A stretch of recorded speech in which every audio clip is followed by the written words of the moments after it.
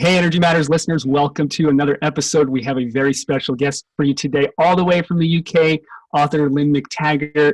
She's written this amazing book called The Power of Eight, but you may also know her from The Field, The Intention Experiment. And our intention today is to ask her the best possible questions to hopefully open you up to your own intention and awareness and really take some amazing steps on your path. Lynne, welcome. Thank you so much for being here. It's my pleasure. Thanks so much. Lynne, Lynne, can we just start before we jump into the book? Can you maybe explain to our audience what it is that you mean by intention and maybe the mechanics of having an intention? Well, the popular idea about intention is that it's kind of a power thought. So people think, well, I get up in the morning, I do my meditation, I have my power thought, and that's basically the only thing the universe hears. But the science shows us that we're actually broadcasting at every moment of our day. And, we're broadcasting 24/7. We're also receiving 24/7.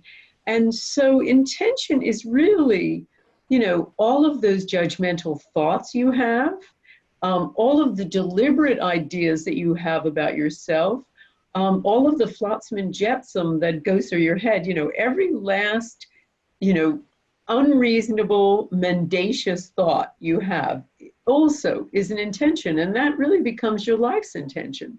So one of the things that I teach is all about becoming very focused and coherent about broadcasting what you want all the time, basically.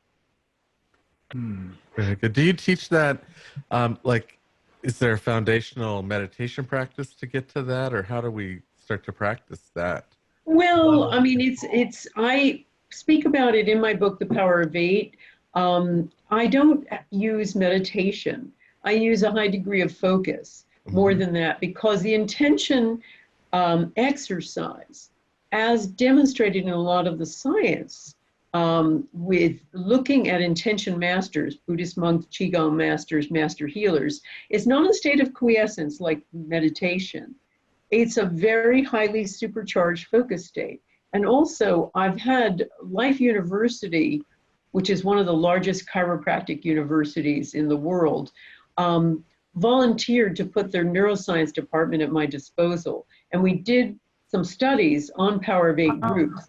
And we found that their brainwave signatures are very, very different from meditation. They are much more, in fact, almost identical to Sufi masters undergoing chanting or Buddhist monks in the midst of ecstatic prayer. They create a state of ecstatic oneness. So it's all about a group effect, a group intention being very, very different. But it proceeds from the same way that I talk about in individual intention, which is about a highly focused mind state. Is that, go ahead, Cody. Yeah, does that state kind of mirror, like we hear a lot about, your presence, really being present, being right in the moment, and kind of that mindfulness, or is it a little different? Well, it's maybe mindfulness on a particular exercise. So it would be much more akin to mindfulness while you're eating your cornflakes, rather than mindfulness of generally being present. It's being really focused on a target. So I'm going to be focused with my five senses on eating those cornflakes. What does it sound like? What does it feel like as it goes down my throat? What does it smell like? We don't engage those senses usually in those kinds of activities. So, Lynne, can you tell us a little bit about the book, The Power of Eight? Why 8 people, and why did you go from those large-scale groups that you talk about so much to a small group of people? And what is the difference? Okay, well, I started doing intention experiments basically because I was skeptical of all of the popular stuff about intention. I had done my book, The Field, which had really delved into all of the frontier science that is providing us with an alternative view of the world now, that the world's very different from the way we've been brought up and told about it. And so fresh off of that, there was one thing that a number of the scientists that I'd interviewed and studied had discovered over and over again and alluded to, which was in their experiments, they showed that thoughts are things, but also thoughts are things that affect other things. So part of me wanted to know, well, how far can you take this? You know, I was listening at the time to some of the popular ideas about manifestation, etc., and they were all about I want, I get. And I thought, is that true? You know, is that really true? Because you know, I have a background as an investigative reporter, so I tend to be fairly skeptical about stuff, and that's never left me, even though I'm in this subject. So I thought, okay, well, by that time the field was in about 30 languages. So I figured, well, I've got a lot of readers out there, and I also have a lot of good contacts with many frontier scientists. So if I just put them together, I'll have the largest global laboratory in the world. So that's how I started the intention experiment, was really to test how far can we take this? You know, can we cure cancer with our thoughts, basically? Or are we talking about just subtle processes? So I did that, and I was shocked to see, because I didn't expect it really to work, but it really worked. I mean, we've run 33 experiments to date, everything from making seeds grow faster, to purifying water, to lowering violence in war-torn areas, to, you know, curing people of PTSD. And of those 33, 29 have shown measurable, positive, mostly significant effects. You know, there's no drug out there, no pharmaceutical drug with that kind of track record. And I've worked with a variety of scientists, so you can't say it's individual bias. So back in 2008, this was a year after I'd started the intention experiments, I kept wondering to myself, well, I guess I should try to scale this down and do something about this in a workshop.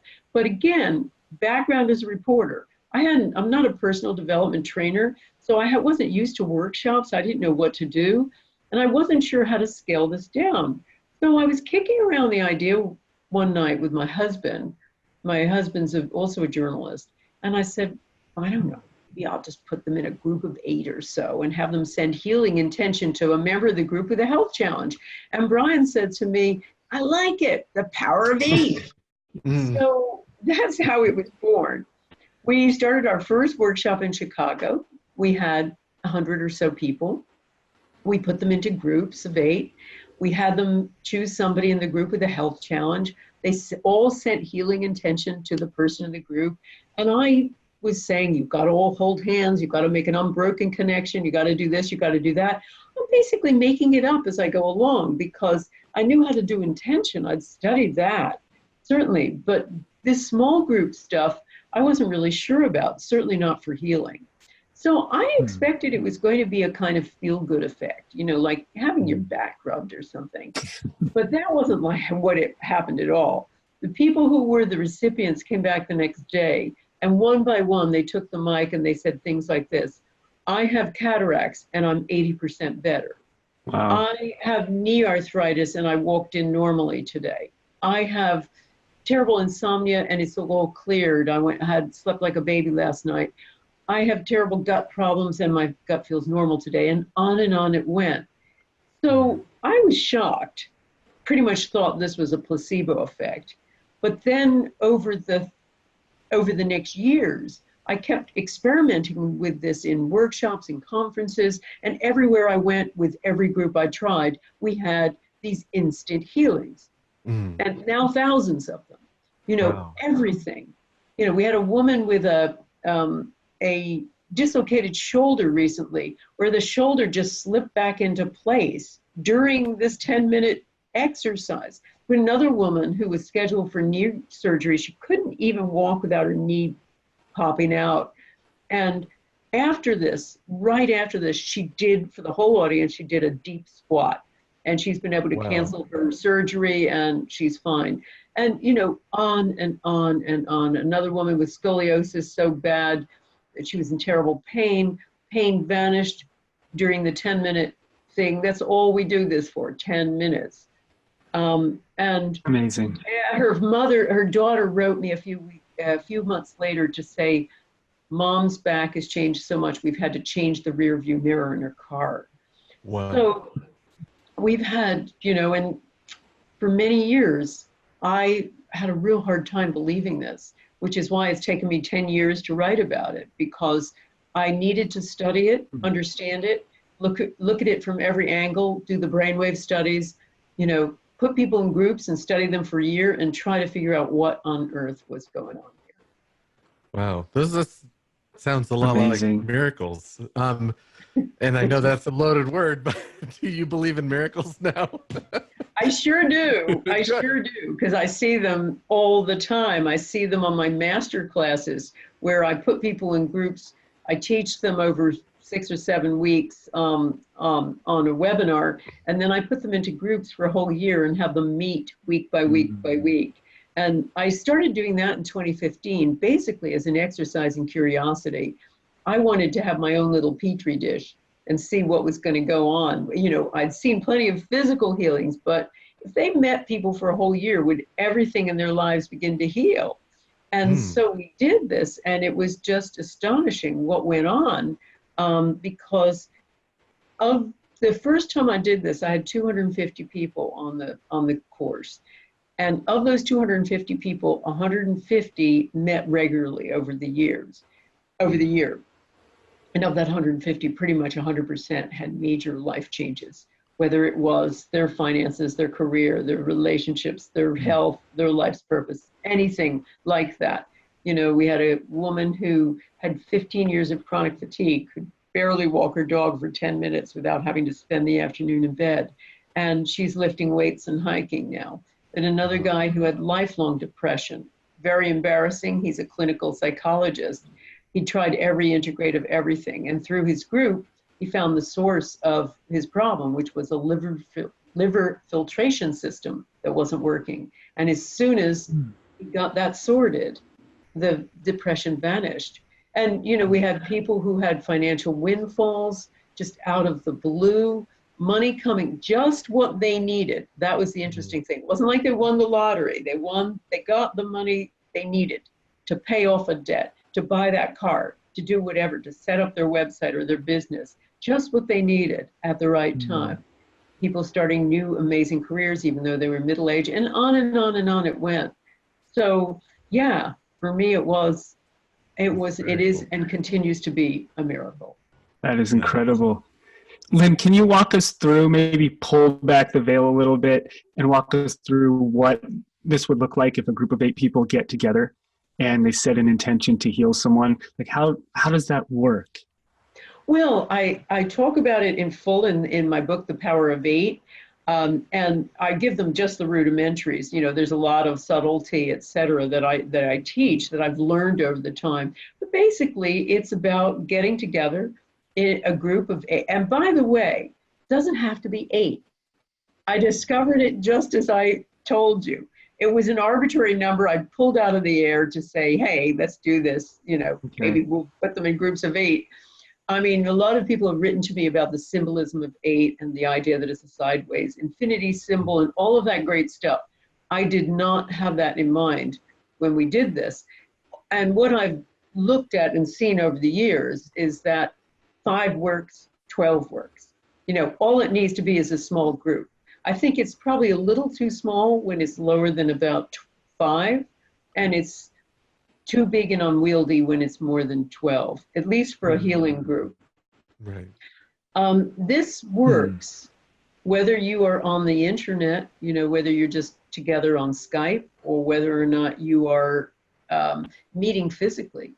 And you simply need to set a group intention for someone inside or outside the group, make it very specific, all decide on the intention statement, and all think the same thought at the same time, while you take a few deep breaths to get into synchrony, you know, together, and you continue to hold hands or psychically hold hands if you're on Skype together, and just send the intention to that person while you imagine them doing whatever it is you want, you know, for them, whether it's healing them or them having their finances be good or whatever. And the more specific, the better. So that's basically it. There's a lot of tips, et cetera, as I say in my book, on my website, lynnmctaggart.com, et cetera.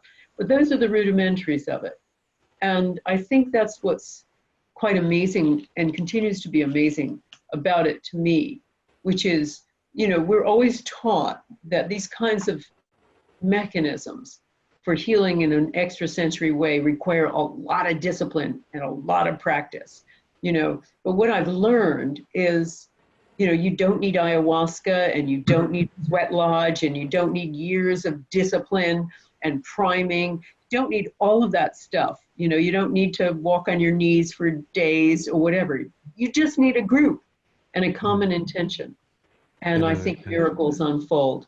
And the most miraculous part of it is that what we've seen from the brainwave studies is that, as I say, it's like a Sufi master. It puts people into a state of ecstatic oneness, where the portions of the brain that make us feel separate, which is the parietal lobes, they sit right here, they are dialed way down. And so are the parts of the brain involved in worry, doubt, negativity. That, we were also surprised, is also turned way down. So these are people in a state of ecstatic oneness. So the only conclusion one can draw, because remember, these people who were being studied at Life University were student volunteers, and they had a very short video from me basically explaining the rudimentaries how to do it, and yet they were transported into the state. So, as I say, I think this is a group, and a group intention is a fast track to the miraculous. And we're also taught that we have to have a deep belief in something. And I'm wondering what you've discovered relative to that. Is that, do we have to really like deeply believe it, or is it enough just to have an open mind and just do it? Well, that's a great question, I have to say, because we've had many examples of people who either were unaware that they were getting intended for or didn't believe it. Now, I do a thing called Intention of the Week on my website, where my community, I send 3 nominees and hundreds of people send in their cases. They're almost always health cases, quite sad too. And my worst job every week is having to choose 3 out of the batch. Any more than that, I think people are not going to be able to focus that long. Right. So we pick 3, we send them to people and all of the members of my community, and every Sunday we send a common intention to these 3 people consecutively.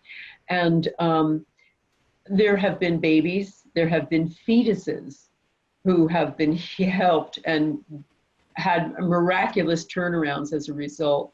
But one of my favorite cases is something I recounted in The Power of 8 about a young kid called Daniel. His stepfather wrote me. Daniel was Luke, sorry, his name is Luke. Luke was 15, and he broke up with his first serious girlfriend. And in a fit of existential angst, he threw himself off a 40-foot structure onto hard ground. And he broke every bone in his body. He, had brain damage. He had nerve damage. He was a mess. The doctors weren't even sure he was going to live. And his stepfather wrote to me to implore me to ask the community to do intention for him. So I got the whole community to do 3 consecutive weeks of healing intention for Luke.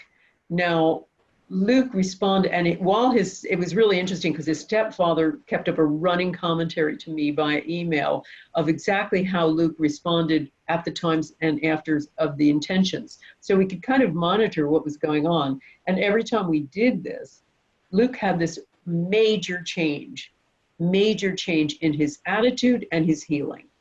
And he got out of the hospital in record time, which was really incredible. But he convinced me that this is something more than placebo because, like most 15-year-olds, Luke doesn't believe anything his parents believe, and he thought their idea about the power of intention was really stupid.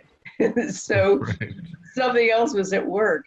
There have been people who haven't been conscious, who have been intended for, and they've had amazing turnarounds too. So belief, I think, helps. There's certainly some evidence. I write about it in the intention experiment about the beliefs of the healer and the healee being congruent, being an important part. But it's not strictly necessary. Even at conferences, I've had people have healings when I've put them in Power of 8 groups when they've been highly skeptical of it. Mm. So it seems to work, it seems something else is going on here. But the most interesting piece on that Luke story isn't even Luke. The most interesting piece is another hint I got that made me realize how important altruism is here. Because I was running that 2015 master class where I was studying everybody. And one of the people was a woman called Andy. Now, Andy was just going through a divorce, had 2 young children. She'd sold her business and she needed to get a job. And she was very, very talented in marketing and coaching, relatively young woman, and, just couldn't get a job anywhere. And she was just getting really frantic, and her group kept intending for her and nothing was happening. So I was listening to this a lot, and I finally just said, Andy, just get off of yourself. Start intending for someone else. And I had her really focus on Luke. That very next week, out of nowhere, she gets a call from somebody she didn't even know offering her this dream job. Mm. And that happened over and over and over again, to the point where I started looking at the piece that is seldom talked about in self-help, because self-help is all about self, which is other help and how important other help is. Right. Mm-hmm. Yeah, that's a great point. I was going to ask about that, because in this world we live in, it seems like there's oftentimes a sense of scarcity and not enough. And so it's easy to be in the mindset of, I need to get mine first, whatever that is, even in a relationship of just communicating. I need to get my point across first, or I need to get whatever I need first. And I was reading in some of your stuff about this reciprocal effect, where when you start to intend for someone else, there seems to be this feedback loop of that's when you then maybe get yours, so to speak, whatever we want to call that. Yes. Can you speak more to that? Because that seems really powerful. Like, if we could really understand that and everybody starts to practice that, just that alone would make a better world. I can say that. Well, that's it. When I started looking at that, and I started looking at the science of altruism, I was really blown away. There was a really interesting study done by a psychologist who was also a priest, who was very interested in the healing effects of prayer. Now, there had been a number of studies of prayer helping with physical effects, but nothing about prayer and mental illness, so-called mental illness. So he gathered together about 400 volunteers who had been diagnosed with clinical depression, divided that group in half, and half of them were supposed to get prayer, and the other half would give the prayer. So, and it was a prayerful intention, essentially. So they did that, and after that, he used all kinds of psychological parameters to study how they were. And he found that the group that had received the prayer did well, but nowhere near as well in terms of improvement as the people who had given the prayer. Wow. And that is echoed in all of the research, all the literature about altruism. It's like a bulletproof vest. People who do anything for other people, even take out their garbage, their neighbor's garbage or something, live longer, are happier, and are healthier in every regard. And possibly the study on altruism that nailed it for me was a study of people who were pleasure seekers, who were living the dream. They were living the good life. They had all the money in the world. They were taking a lot of holidays. They had good jobs. They were number one was doing really well. When researchers looked at their immune systems, they found they had terrible immune systems. These guys were automatic candidates for heart attack, stroke, Alzheimer's. They were going to be dropping like flies. Then they looked at another group who were less affluent, but service-oriented. They were doing for others, and they were very, their lives were all about other people. These guys had amazing immune systems. They were going to live forever. So that to me really spoke to something so powerful because, you know, I started thinking that the self-help movement might actually be a little dangerous. You know, all that focus on the self, all of this personal development, which is all about me, might be really bad for you. And that the surest way to heal so much of what is happening with you is to get off of yourself and focus on someone else. So that is a big piece of the group, the intention groups that I teach. It's very much a part of the Power of Eight is all about altruism, is giving, and you receive through giving. Yeah. It's fantastic. And so Lynn, it really does. Let's take this to like group conflicts. And I know you've done studies and intention experiments with like bringing down levels of violence, like in the Middle East. How does that work when you bring a group together to actually change the energy in an entire country or bring down the crime levels? What does that look like? Well, we've run 7 peace intention experiments. And we did the first one in 2008 in Sri Lanka. And I chose Sri Lanka because, not many Americans and Westerners were thinking about Sri Lanka, even though it was in the midst of a 25-year civil war. And the rebel forces had taken over a whole part of the north. I mean, Sri Lanka looks like a hand with a thumb. And the whole part of the thumb was the Wani district, which had been taken over by rebels. They had choked off the whole north. But the real reason I chose it was, aside from the idea that no one was thinking about it, praying for it, or anything, because, you know, I didn't want to have any intention contamination. We're really studying this as a study. What I also wanted was a place where they were having particularly good record keeping. Now, that is a hard thing to get in most areas of conflict. Nobody wants to count the bodies. Nobody wants to talk about the bodies. But there's like a character who's like the Gandhi of Sri Lanka, who was running an organization that was keeping careful record keeping on both sides. So I needed, according to the scientists who were going to work with me on this, one of whom is a professor of statistics at the University of California, she wanted 2 years worth of weekly violence data from 2 years before to some months afterward, so she could look at the trend. Because it's no good saying, oh, violence went down right after our intention. I mean, that could be anything. It could be the weather causing that. But if you see that a trend is for violence going up, and suddenly after your intention experiment, it starts dropping sharply and it stays lower, then that is more compelling. You've bucked the trend. So we did that, and the first time violence did go down, but more interestingly, we did it over 8 days, you know, the 20-minute window from beginning to end, over 8 days, where I involved people from, I think it was about 80 countries around the world. We had about 15,000 people.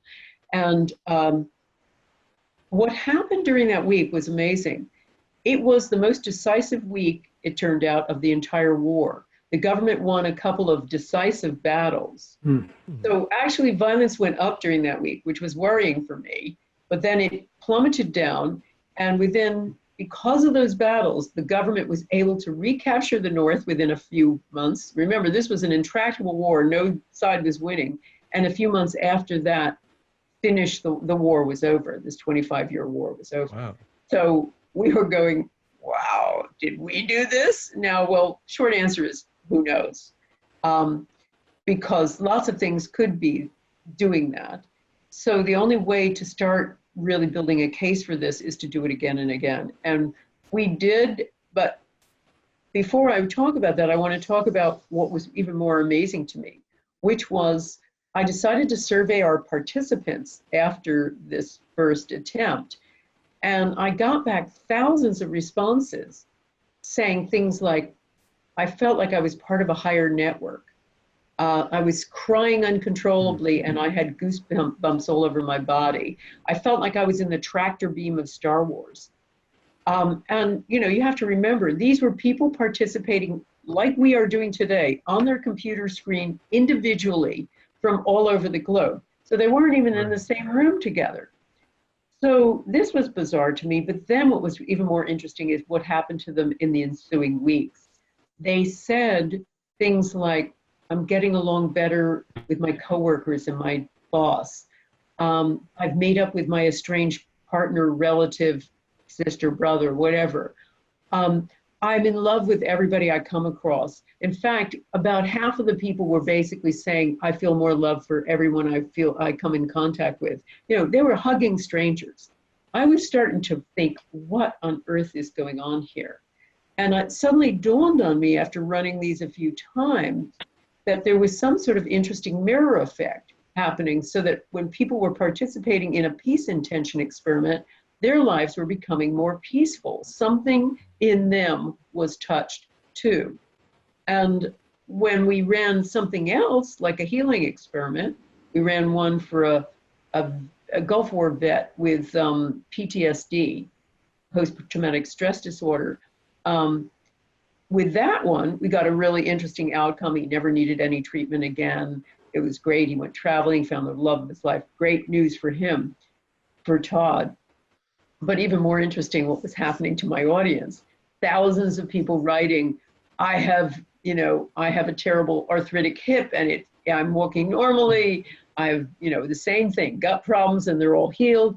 Some sort of mirror effect, but this time being healing. So I started thinking to myself, wow, now maybe the target isn't as important as the effect on the participants. And, as I say, we've run 7 to date. And one of the latest I ran a year ago really spoke to that, because I get hosted by lots of people around the world. And one of the people who hosts me in the Middle East is a guy called Dr. Salah Al-Rashid, who is like the Deepak Chopra of the Middle East. He's got a huge following. And what he's been doing most recently is he set up a studio in southern England. And what he does is he broadcasts, he has an audience and people interested in this kind of work from all over the Gulf states, all over the Arab nations. So this is an easy way to get to them. He puts them, people from different countries in, say in certain cities in Saudi Arabia or Kuwait. He has them go to a hotel conference room, has a camera in there, and then his studio in southern England has the capability of broadcasting to all these different places. And it's a two-way communication. They can also talk to the presenter who's there. So I was part of a workshop using this technology, and it's very cool. It's, okay, let's hear from Bahrain, or let's hear from Oman, and then people would talk to you from there, and they would also be broadcast to everyone else. So we got the idea to do an intention experiment for Jerusalem, because it had been suffering much more violence. And I had been hearing from a documentary maker in Israel, Jewish woman called Sippy Raz. And we agreed to do an intention experiment where we'd have all these people from all these Arab countries, but also an auditorium full of Jews in Jerusalem as well participating. So we had, 9 different locations, the 8 Arab cities, the one filled with Israeli Jews. And we all did an intention together, which I led, for an area of Jerusalem suffering a lot of high violence. Now, it was interesting. Yeah, the evidence looks like the violence did go down, as it has done, it appears, in all 7 of the peace experiments we've done. But that wasn't the interesting piece of it. The more interesting piece was what happened among the Arabs and Israelis. Because they can talk and they have the capability to talk back and forth to each other, the Arabs were saying things like, I love you, your God is my God. The Israelis were crying and saying, we love you too, sister. And it was going back and forth like that. They were befriending each other, they were forgiving each other. And the whole experience was, started really trending on Middle Eastern Twitter feeds. MPs in Kuwait were writing about this being a really effective way to bring people together, and so were the press in Israel and Jerusalem, and it started getting me thinking that this is a mechanism for healing polarity. That the target almost doesn't matter. It's about people essentially praying together. So we did another one this past November where we had Israelis, we had Israeli Jews, we had Arabs, and we had Americans, all intending for peace in Yemen. And that very night, after there had been really heavy fighting in the port that we focused on, that night they called a ceasefire. It was amazing. But again, it was the three-way communication with these warring cultures that was really the important piece. And the piece I want to explore, for instance, with Democrats and Republicans, they could use a piece of this now. So that's one of our plans. Yes, they can. Good. Yeah. Wow. Very interesting. Blast the crap out of them with the intention, please, Lynn. Well, I want them to come together in the same room. One of our plans is to set up that with the technology where we can put cameras in different places and have audiences where they've got both Democrats and Republicans in the same room together and see what happens. That would be cool. Oh, that would be cool.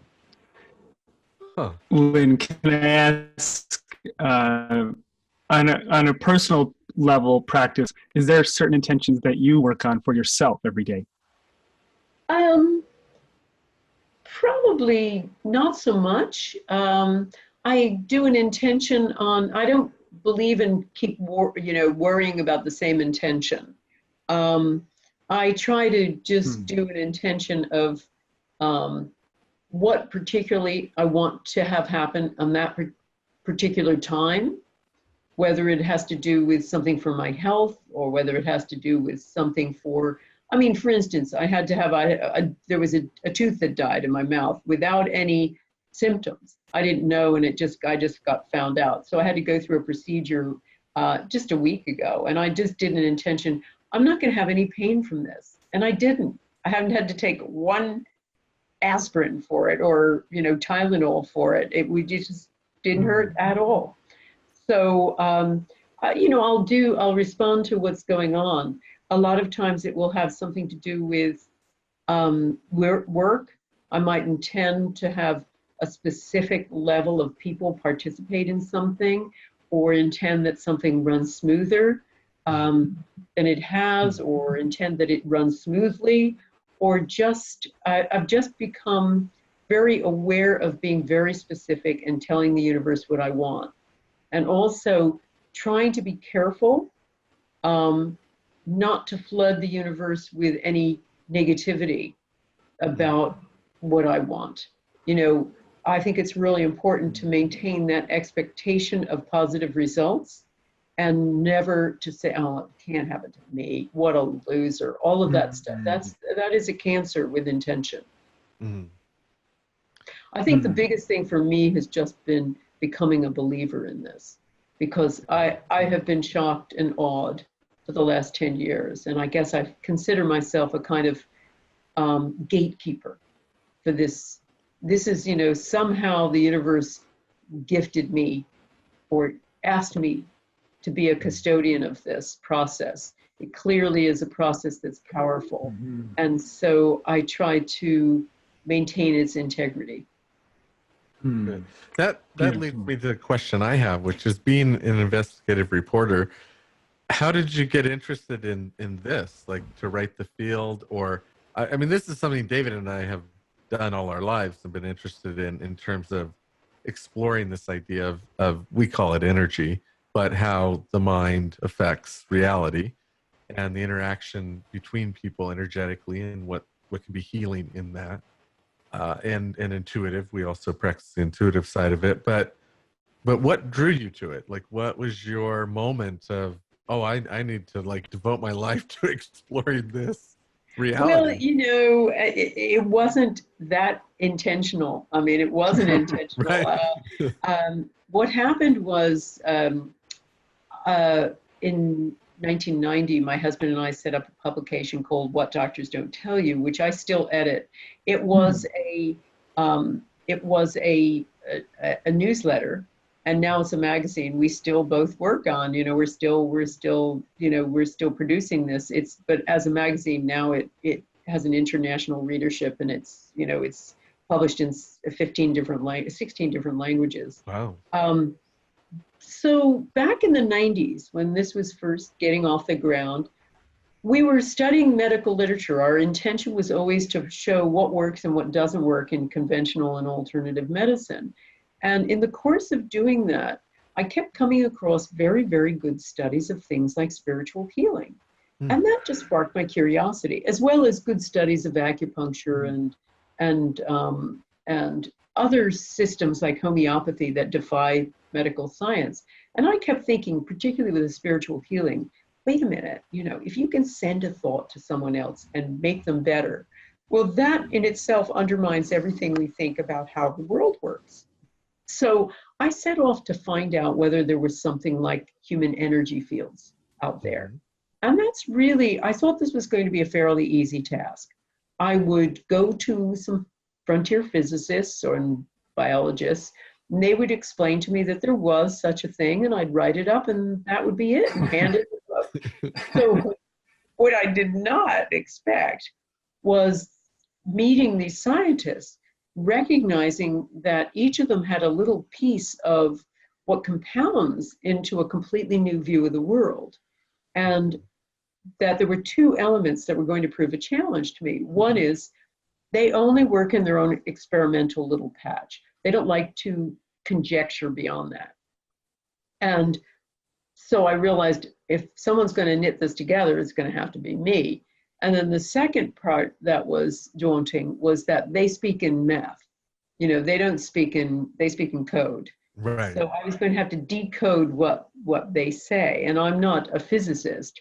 So it meant, in many cases, 25 interviews with people to really get a handle on what they were doing and what it is. And so that really set me on the journey, because writing that book really changed the messenger. Oh, okay. That's great. So you kind of opened up as you discovered more and more how big of a world maybe this is. Oh yeah, and I realized, wait a minute, and it was such a hard book to do, and suddenly I almost felt like, I suddenly got it, and I was suddenly writing furiously, and what it made me realize was, if we're not separate, we're all part of this giant energy field. If our brains are just sending and receiving mechanisms and not the repository of memory and other cognitive function, then that changes everything. We have to change the way we live. And, as a journalist, a lot of people reading the field would write to me afterward and say, well, how do I live this? And so that's a mistake to ask a journalist. So me and my team, 1.5 million words later, we created a whole program called Living the Field, and we tried to answer the question. And I've been trying to answer that question ever since. Okay, and that's what led to the intention experiments then, is answering that question, really. Yeah, and that's really what, I suppose I've ended up making a career of my enthusiasms. That's a great way to be. I like that. Making a career out of your enthusiasm. That's amazing. Lynne, do you think some people have a stronger intention than others? There are some people who are more gifted in the psychic realm, no question. It's like people who are more gifted at playing the piano. But everybody can do this. And there's nobody I've met who can't do this. And so it is a matter of practice and focus and being specific and a number of other things, and getting off of yourself, a load of other things. But the main thing that becomes transformational is the group. That's what I have found. Yeah, so there's some power in that. Lynne, where do people find groups to be able to be a part of? Okay, on my website, remember, it works just as well when people are working virtually. When people attend my masterclass, I run a once-a-year masterclass, in Power of 8 Intention Masterclass, where I teach people for 6 weeks, and then I put them in groups, and they meet every week, and then I contact them every week with all kinds of challenges and homework and things to do with the group, et cetera, and backup calls. So Cool. we find that, a lot of these groups are incredibly powerful. Most groups do really amazingly well, and the people have never physically met. They've met on Zoom, they've met on Skype or whatever. So if you don't have 7 friends who want to be part of this, and you set it up, after reading my book, The Power of 8, and finding out all the things about how to do it and some exercises you can do with it, then what you can do is come on my website, lynnmctaggart.com/forum, which is an area where hundreds and hundreds of groups have formed. And we have a place there where you can join an existing group in your time zone, or create an existing group by advertising that you want to set one up. Great. I love that. I have one follow-up question, Lynne. Do you have a specific intention for 2019 for this planet? Oh gosh, a load of them. I mean, a lot of it has to do with really ending such polarity, because, in America, it's worse than it's ever been, and there's a lot of that's being stoked. In Britain with Brexit, there's more than it's ever been too. There's just these enormous divides, and they're happening all over Europe. So my biggest intentions are really for these disparate groups to start talking to each other, and to get that we're not so different after all. We all have the same values. We all want safe streets, good education for our children, enough food and water to eat, and all of those basics, decent roads. Yeah. So there has to be a way where people can come together and not be so divided. I love that. I love that. And if you're listening, get in on that. Well, we're going to try that again on one of our big intention experiments. And if you are interested, intention experiments are always free. Just sign up to my website, lynnmctaggart.com, and you'll get all the news about all the intention experiments we're going to be running for the year and onward. Amazing. Thank you so much, Lynne. Cody, one more question. One more question. And what would that be? Lynne, after all of these years and years of work and studies that you have put in, is there just one kind of nugget of wisdom that you could kind of distill for us, for the audience, to take away around intention that they can kind of sit and work with a little bit after this podcast? Okay. Yeah. I mean, I think that the most powerful thing that I've learned is that, we were meant to, there's a wonderful song from YouTube that is all about, it's called One, We're Not the Same. And there's this line about we have to carry each other. And I always used to think that was about obligation, weight. It's not. It's about, I've come to realize it's about privilege.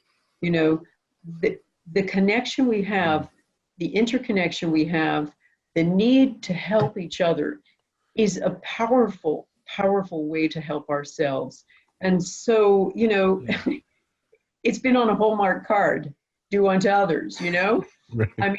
But it is so powerful, this idea that when you're trying to heal yourself or heal the world, don't play small, always seek power in numbers. That's great.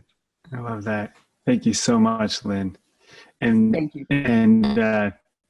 And thank you for being here. And for everyone listening, lynnmctaggart.com, her new book, The Power of 8.